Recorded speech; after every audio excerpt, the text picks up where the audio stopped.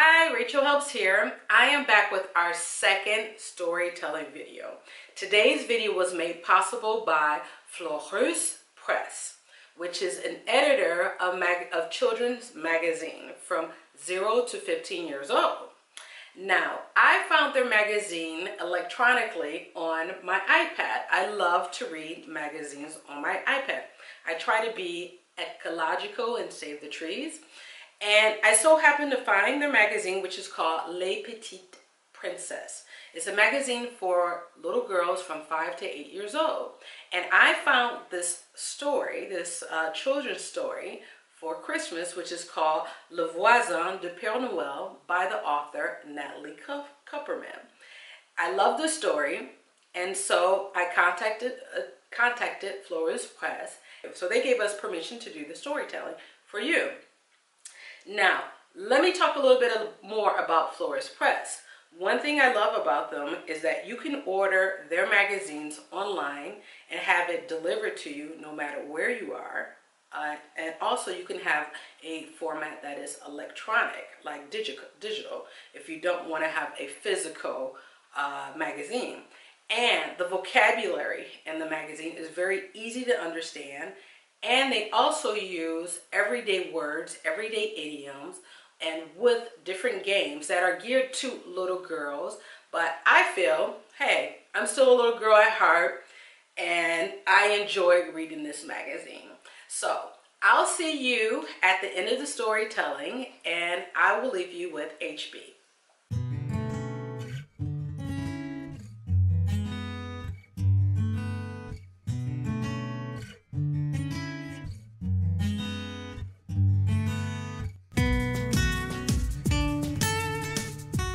HB here.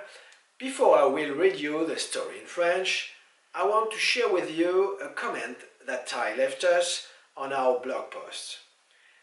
I really enjoy the video.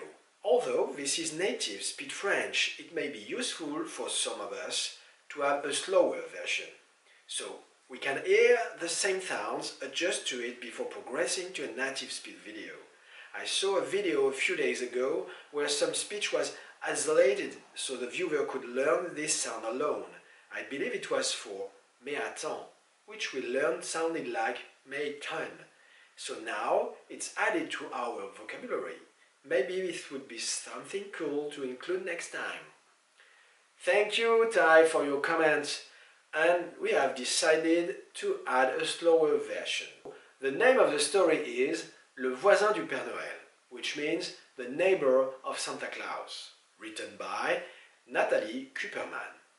And I will read you the story in the two versions now.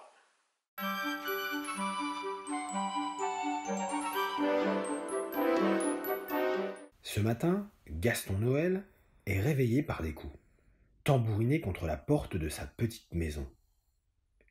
Il se lève en maugréant, car il s'est couché très tard. Il a travaillé dans sa remise jusqu'au petit jour. Les enfants lui ont commandé beaucoup de cadeaux cette année. Il se souvient à temps qu'il est encore en caleçon. « Qui est-ce » crie-t-il à travers la porte. « Votre voisin, parbleu !» hurle une voix peu aimable. « Oh, encore lui !» pense Gaston Noël, exaspéré. Il enfile sa robe de chambre et ouvre la porte. Devant lui gesticule un bonhomme tout maigre, emmitouflé dans une couverture d'un jaune sale. « Entrez, vous allez attraper froid !» propose Gaston à contre-cœur.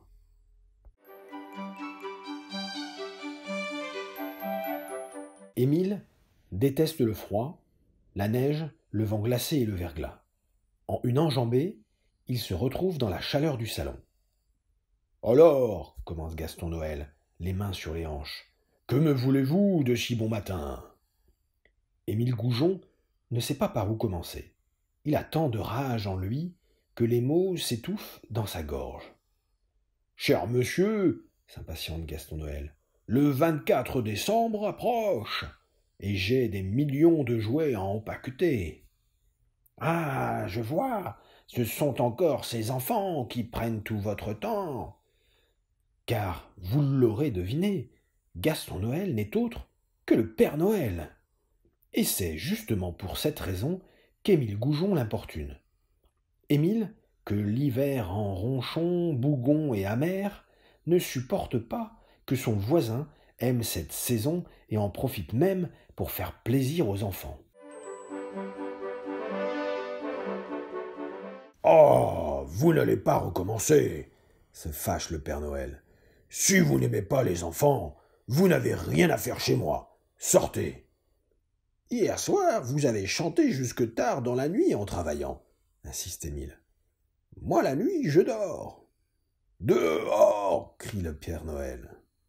L'autre repart en râlant contre la neige, le froid, les sapins, les cadeaux, les guirlandes, enfin, contre l'hiver tout entier. « Bon, assez perdu de temps, » se dit le Père Noël, et il s'habille en 4e vitesse. À peine a-t-il enfilé son bonnet sur sa tête que, de nouveau, on frappe à sa porte. Cette fois, il ouvre d'un geste furieux, ayant bien l'intention de chasser son affreux voisin. Il est très étonné de trouver devant lui une petite fille haute comme 3 pommes. « Comment t'appelles-tu » lui demande le Père Noël. « Je m'appelle Léa Goujon et je cherche mon oncle Émile, » explique l'enfant.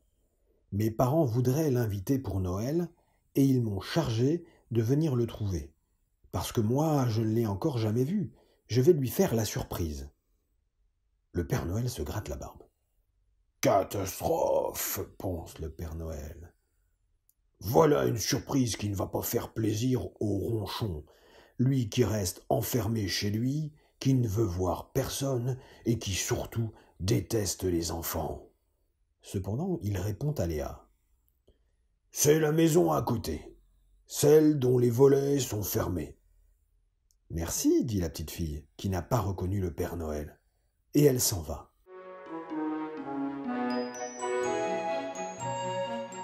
À son tour, Gaston Noël sort de la maison pour aller dans sa remise. Le travail l'attend, mais il a du mal à se concentrer. Il pense à Léa. Et si Émile la chassait en lui criant qu'il déteste Noël?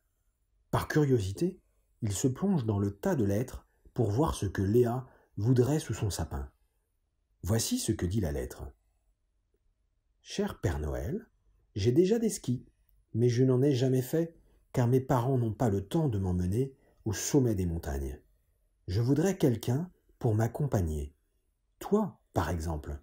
Merci, Léa. » Le Père Noël n'en revient pas. C'est bien la première fois qu'on lui demande d'être le cadeau. Il se gratte la tête. Que faire? Ne plus penser à rien et se mettre au travail, dit-il tout haut pour se donner du courage. Impossible! Inquiet pour Léa, il quitte la remise et se dirige vers la maison d'Émile. Tiens, c'est curieux, se dit le Père Noël. Les volets de sa maison sont ouverts. Il s'approche davantage et entend des rires. Le Père Noël n'y comprend plus rien. Il frappe à la porte de son voisin. Émile lui ouvre. Mais ce n'est pas le même homme. Un grand sourire illumine son visage et il dit au Père Noël « Entrez, ma nièce est là. Venez jouer avec nous à chat perché. » Le Père Noël est soulagé.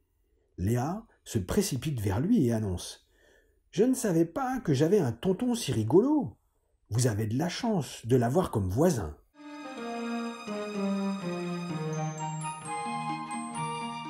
Le Père Noël se gratte la tête. Il vient d'avoir une idée. Il attire Émile dans un coin de la pièce et lui demande s'il veut bien être le cadeau de Noël pour Léa. « Accompagner Léa à faire du ski, évidemment, répond Émile. Léa est ma nièce après tout. Vous savez, en haut des montagnes, il fait très froid. Froid, mais mon cher voisin, sachez que le froid, la neige et la glace ne me font pas peur. Maintenant, je comprends mieux votre métier. Les enfants, ça nous réchauffe bien plus qu'une couverture ou qu'un feu de bois. » Le Père Noël le remercie du fond du cœur. Il est ému.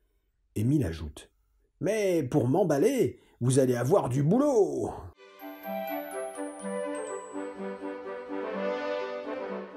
Le Père Noël rit de bon cœur. Il est heureux d'avoir un nouvel ami et un cadeau de moins à trouver.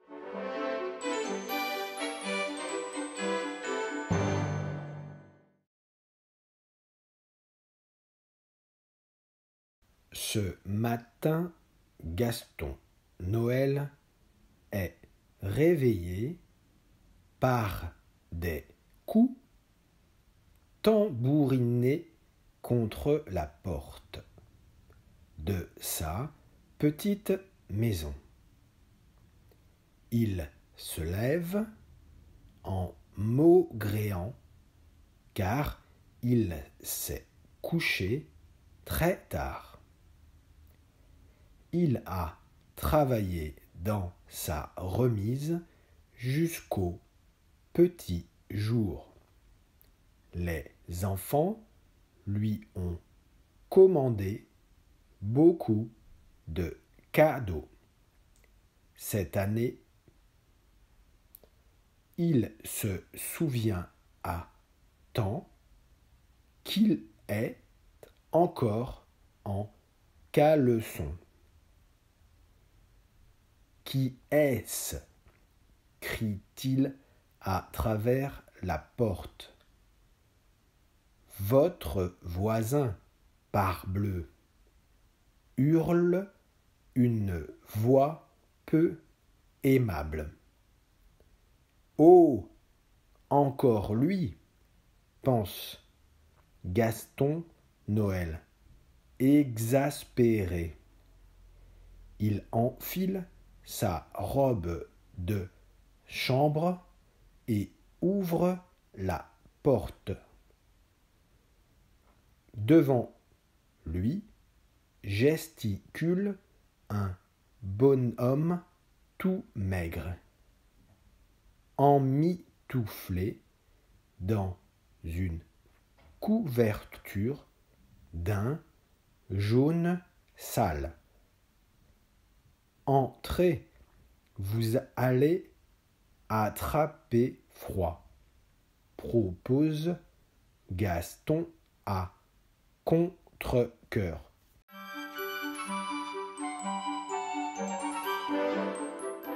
Émile déteste le froid, la neige, le vent glacé et le verglas. En une enjambée, il se retrouve dans la chaleur du salon. Alors, commence Gaston Noël, les mains sur les hanches.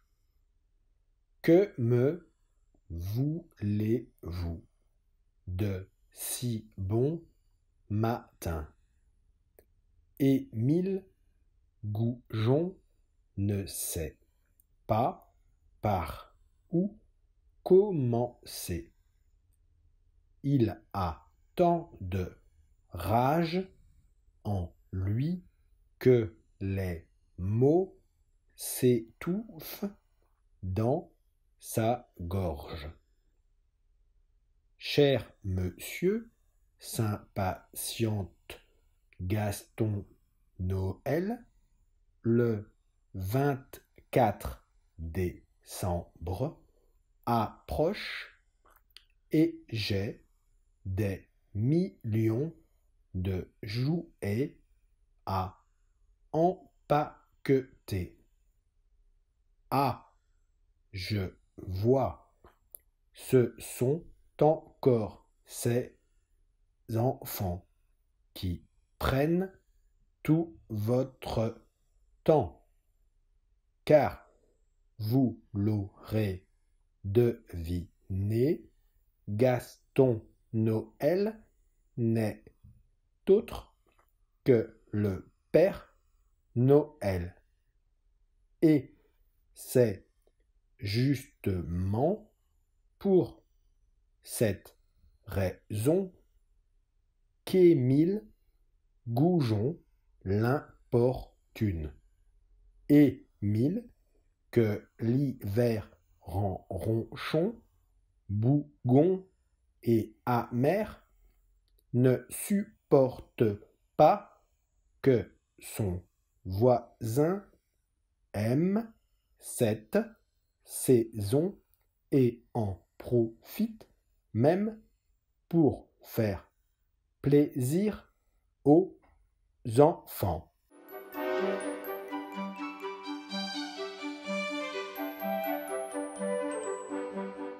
Ah, vous n'allez pas recommencer, se fâche le Père Noël.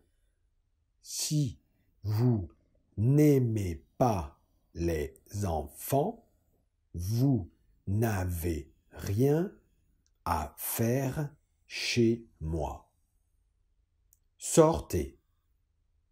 Hier soir, vous avez chanté jusque tard dans la nuit en travaillant insiste Émile. Moi, la nuit, je dors. Dehors, crie le Père Noël. L'autre repart en râlant contre la neige, le froid, les sapins, les cadeaux, les guirlandes, enfin contre l'hiver tout entier. Bon, assez perdu de temps, se dit le Père Noël, et il s'habille en 4e vitesse.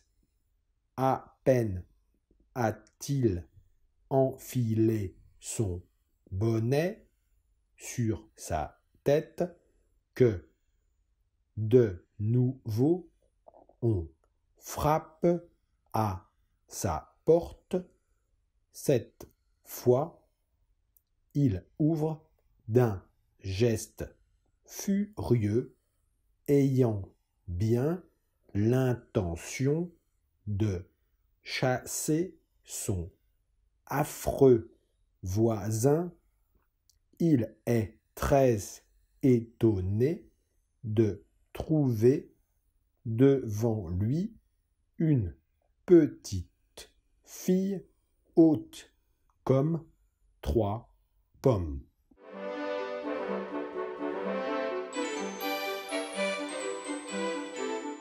Comment t'appelles-tu? Lui demande le Père Noël. Je m'appelle Léa Goujon et je cherche mon oncle Émile, explique l'enfant. Mes parents voudraient l'inviter pour Noël et ils m'ont chargé de venir le trouver parce que moi, je ne l'ai encore jamais vu. Je vais lui faire la surprise. Le Père Noël se gratte la barbe. Catastrophe, pense le Père Noël. Voilà une surprise qui ne va pas faire plaisir au ronchon. Lui qui reste enfermé chez lui, qui ne veut voir personne et qui surtout déteste les enfants. Cependant, il répond à Léa, c'est la maison à côté, celle dont tous les volets sont fermés. Merci, dit la petite fille qui n'a pas reconnu le Père Noël et elle s'en va.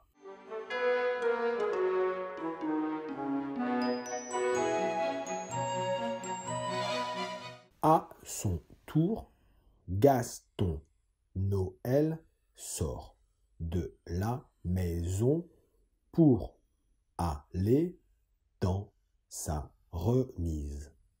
Le travail l'attend, mais il a du mal à se concentrer.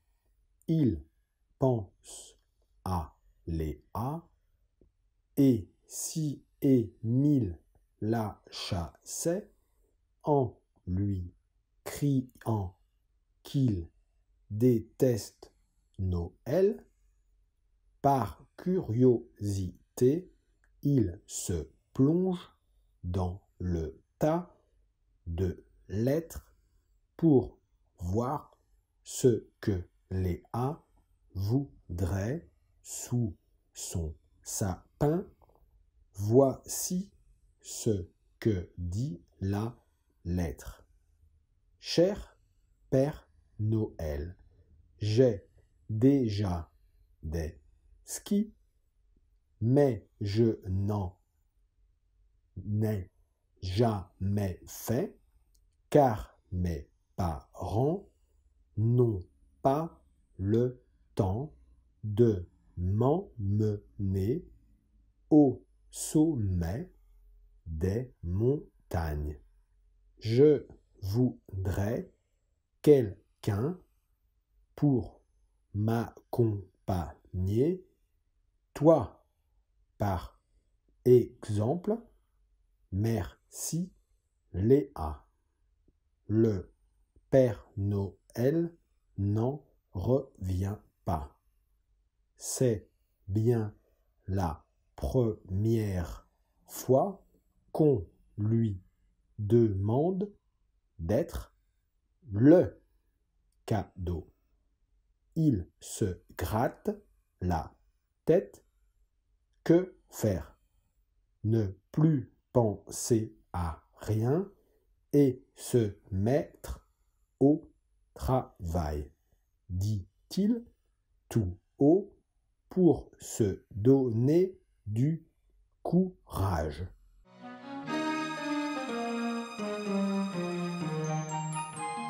Impossible.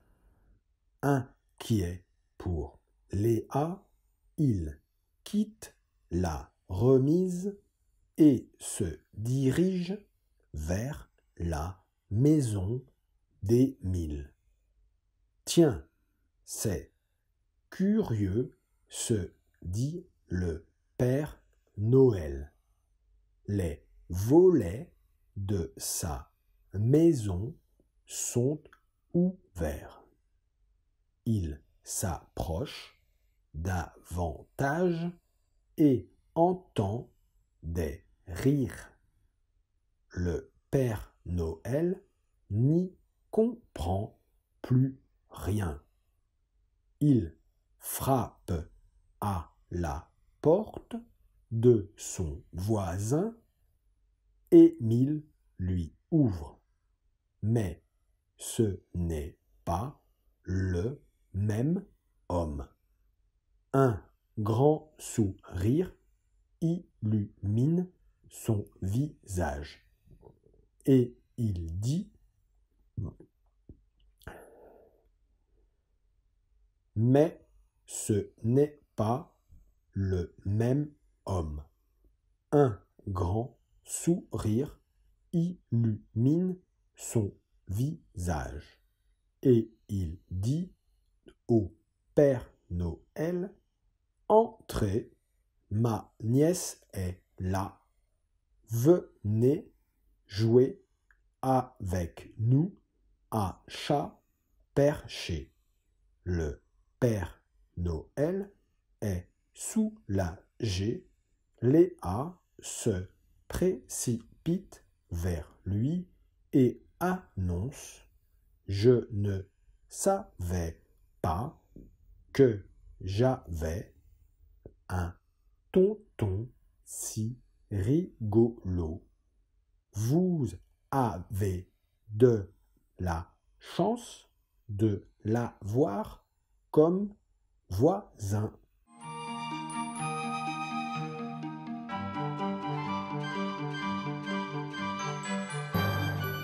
Le Père Noël se gratte la tête. Il vient d'avoir une idée.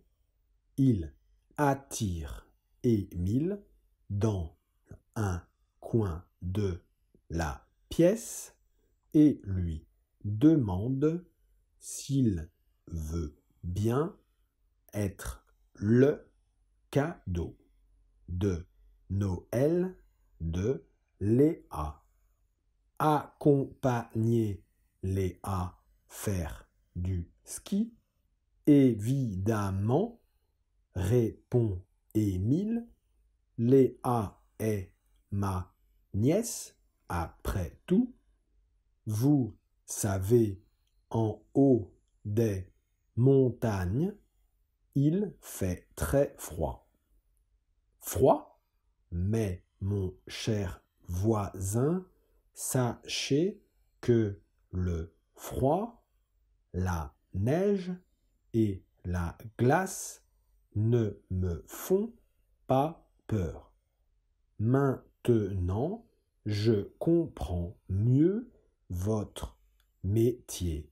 Les enfants, ça vous réchauffe bien plus qu'une couverture ou qu'un feu de bois.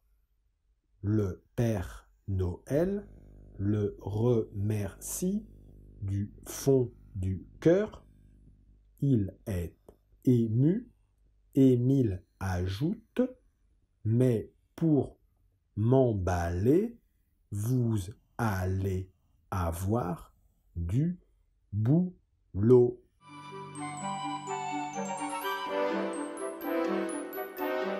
Le Père Noël rit de bon cœur.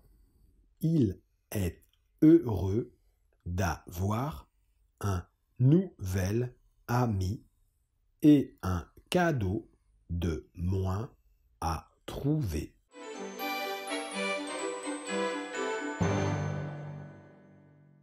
So I'm back with HB just after the storytelling. So thanks to Ty's comment on our last storytelling video about doing two versions, one in HB's regular speaking rate and another in a slower rate. We hope that this will be a lot easier for beginners up to intermediate.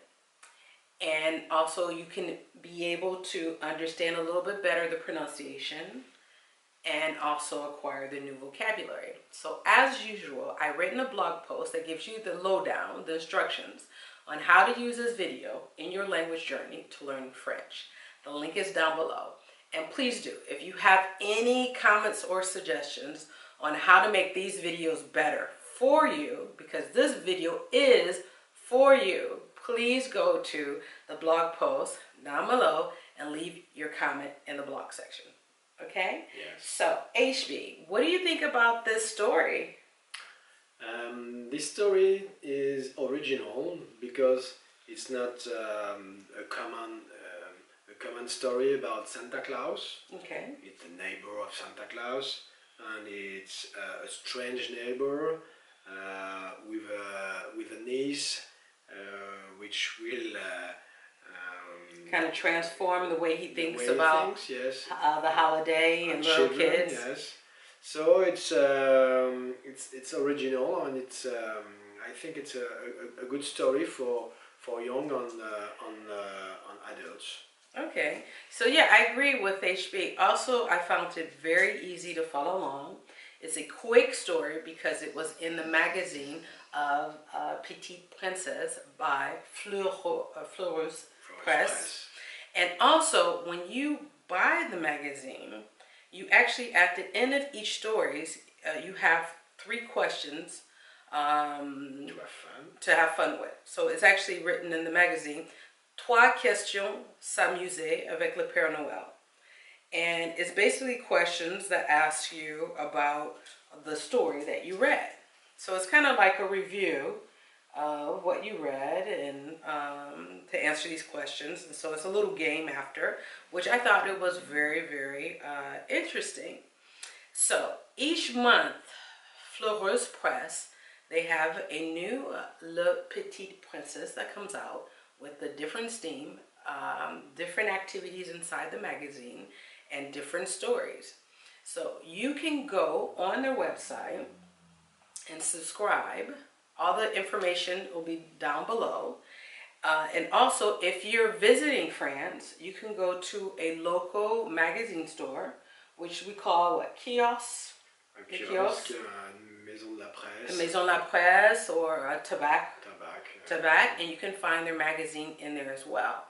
So if you're overseas, you can actually order. You can have an inscription. This is a magazine that is for 5 to 8 years old, little girls. And for me, I still consider that I'm a little girl at heart. So this magazine was perfect for me because I love all the games. And don't worry, Fleureuse Press, they have also magazines for little boys as well. Yes. So thank you once again, Fleureuse Press, for letting us do this video. Their information is down below. And do you have anything you want to say before we go? In French? Yeah, go ahead. It's better in French. So, j'espère que vous avez aimé cette nouvelle version avec les 2 vitesses. Peut-être qu'il faudra corriger un peu la façon de lire, si c'était ennuyant ou si vous voulez autre chose. Donc il me faut des commentaires. Laissez-moi vos commentaires en français, en anglais, sur le blog rachelhelps.com.